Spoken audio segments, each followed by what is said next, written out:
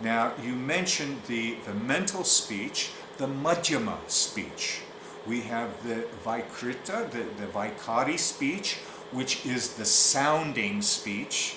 It's the sequencing of phonemes, which is described as dhwani, sound, but dhwani itself is not meaning. The dhwani can lead us towards meaning, but it is not meaning itself. Now, when we go into the madhyama, into the mental speech, the sequencing is no longer the sequencing of phonemes. It's now the sequencing of sentences or statements. And the time element that exists is not a fully manifested time element as would exist in the Vaikari speech, which is fully sequenced. Okay? This is a partial sequencing of larger pieces. In other words, we have a sentence or we have a paragraph that comes out in an instant, in a flash, in our thinking, in our thoughts. But when we take that instantaneous flash in our thoughts and we put it into dhwani, into sound, then a more involved sequencing takes place where the actual phonemes have to be sequenced. The phonemes exist in our madhyama speech, but they are not sequenced. And therefore, the phonemes that exist in our madhyama speech are referred to as prakriti. And the phonemes that are sequenced in our actual articulated speech is called vyakti, right? It's the personality of language, of speech. So I was talking earlier how this relates to how previously I've said to you that these akshars are not akshars because of the sounds that people make when they articulate the akshars. That the akshars are something else, and the sounds are created by this striking in the 5 different stations and the different operations that we perform in these 5 different stations. So that when we have actual dhwani, that dhwani can contain accents, sometimes accents to where you can't even understand what the person is even saying. It can contain other languages. But I'll tell you something very interesting, that in the other languages and in the accents, because Bhartrihari and Patanjali and Panini speak about the fact of accents. The accents carry with them information. So we'll get into spota next week. I think we'll probably spend the whole session on spota. But what we can see is that here you have a mental thought, a mental construction of speech. That mental construction of speech can come out in different languages. And the different language, the different accent, the way that we use it, puts some presumptions into the speech, some assumptions into the speech, which contribute to the spota itself. You see what I'm saying here? And that, in fact, we can use words in our language and our speech that, in fact, if you abstract them out of the sentence and abstract them out of the accent, that they completely are devoid of meaning. Here, I'll give you an example. You say, in the ghetto, somebody says, "Oh, that was really a bad performance." Now, does he mean that it was not a good performance? No, he means it was a great performance. But if you take it out of the context, you take it out of the accent, right? You take away all the presumptions and the assumptions and everything else, and you get out your dictionary and you look up the word bad, you can never understand the meaning. You'll never get that spota. And by the way, one of the ways to think about spota is, as you put it in one of our previous sessions, as that aha moment. That's sort of a simplistic way of describing spota.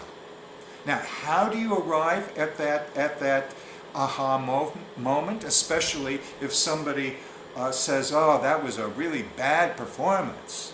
That's a really bad singer, right? That was a really bad song," right?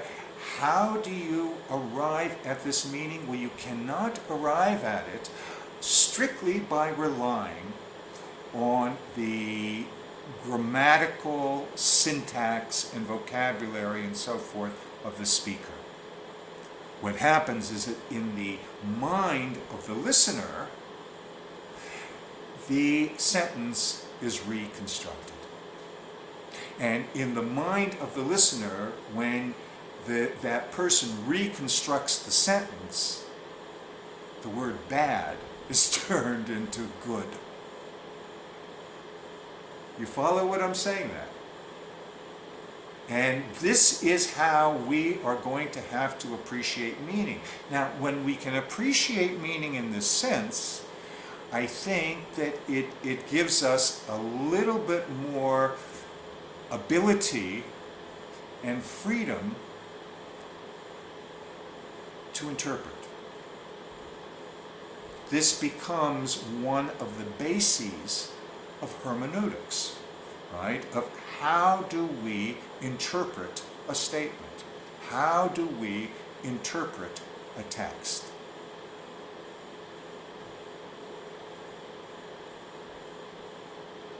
You with me?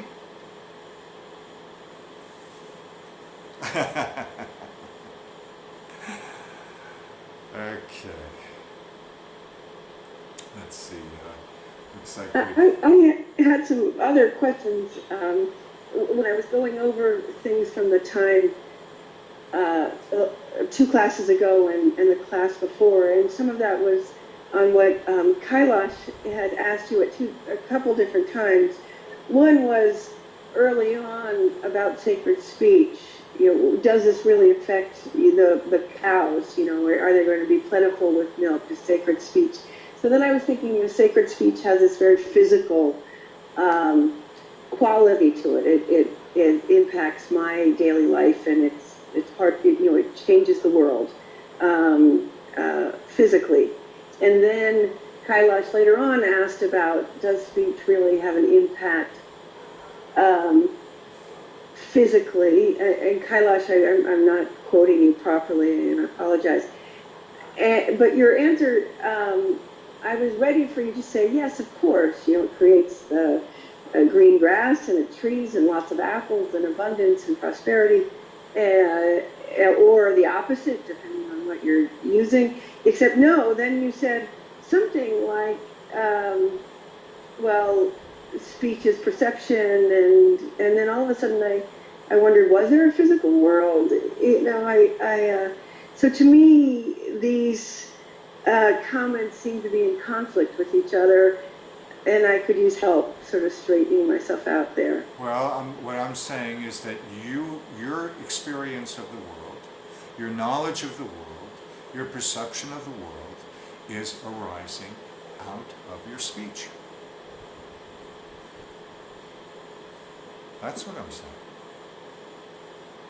And Now, yet, in terms of your prosperity and things like this, one of the obvious things that I could say is that if you are seeing things more clearly, if you are having more knowledge than ignorance, I would say clarity and knowledge would lend itself towards prosperity. And I would say that ignorance and lack of clarity would go in the opposite direction of prosperity. I mean, just from the sort of the obvious. Hari? Yeah, I just in the way that you're using speech just now and have been, what is the difference? Like, we're talking about more obviously than just the sounds, making sounds and even mental chatter. But I'm wondering, like, what's the difference between speech as in using it and concept? I mean, is it not just when you have a thought, like whether you think the words or not? It's like a concept that. Is that then how like I'm Michelle, I'm Hari Karam Singh is like that? I would call that concept. Is that the same thing, or what's the difference? Well, I would say concept is down the line a little bit. I mean, the concept has to, there has to be the word Hari Karam Singh before you have the concept of, oh, I'm Hari Karam Singh. You see what I'm saying? Yeah. So it's speech that gives rise, that is the possibility for these things. And what happens is that our awareness, our attention becomes deflected in the area of how our speech creates the world. We start believing in our own creation. Right? It's like making a story or making a film, and suddenly you start believing that the film you created is reality. Or you write a book or a short story, and you start believing that that is the reality. Now, there's nothing wrong with making the story or the film or whatever, and making it a wonderful story and believable and realistic, but when you start believing that that is the truth, there was, I remember many years ago, I once saw this hilarious thing on television, even though I don't watch television for about the last 47 years. But there was a famous soap opera actor that was being interviewed, and he was asked some question about, well, what do you, in the next episode or the following episodes, is so-and-so going to survive, or how do you feel, or something about the character. And the actor answered back, "Excuse me, this isn't real. There are writers that sit down every week and write the story out, and cameras come in, and we are actors. We are not the characters, we're just actors, and they start the cameras rolling, and we repeat our lines, and then it goes to the editors, and they edit it, and then finally it goes on television. It's not real." So I would say that it doesn't mean, because it's not real, that the actors stop acting, or the writers stop writing, or the cameramen stop filming. Everybody does their job, and it can be very enjoyable and very profitable, but it's not real.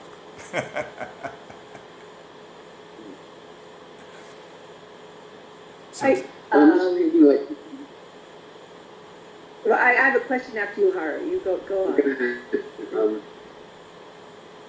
No, I'm just on that point. I'm sort of thinking, like, I'm just trying to find a spot to kind of catch this and to take it forward so I can understand it. And I'm thinking, if you go back into the history of man, kind of, one step up from monkey, we have these things in our environment, maybe like a tree. At this point, we have no language. but like we, you know, like, originally I would think it like this, like, okay, there's no, language hasn't evolved yet. There's things around me like a tree. I have a concept of this thing that later will be a tree.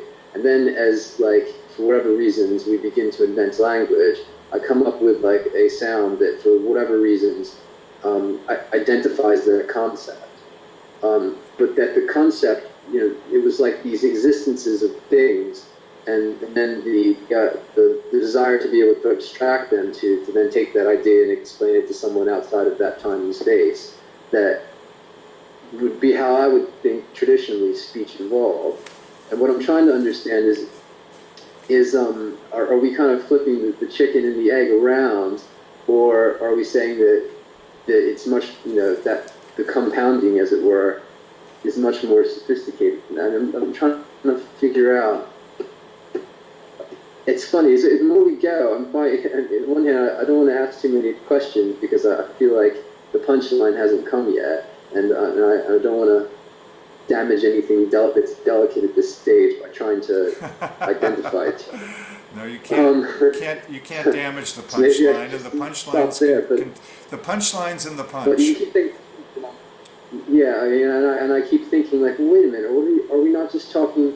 Just for devil's advocate moment, isn't this just concept? And okay, I have to say something here.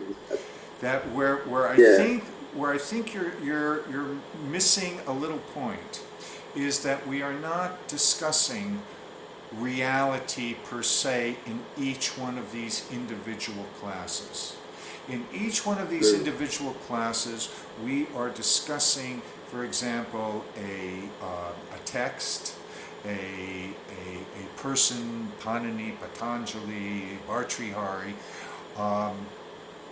and as a whole, throughout the entire series, of course, what we're discussing is consciousness and speech. We want to understand these things, but in the individual